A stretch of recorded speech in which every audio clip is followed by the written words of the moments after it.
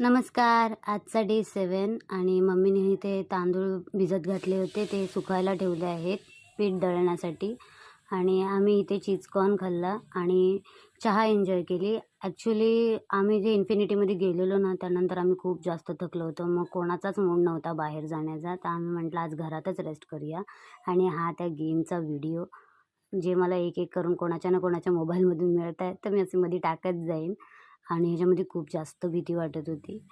तर आज फक्त ईशा आणि अक्षय गेले आहेत बाहेर. ते पण हार वगैरे विसर्जन करायचे होते ना, तर अक्षय बोलला, की "मी ईशाला घेऊन जातो." मग ते लोकं गेले.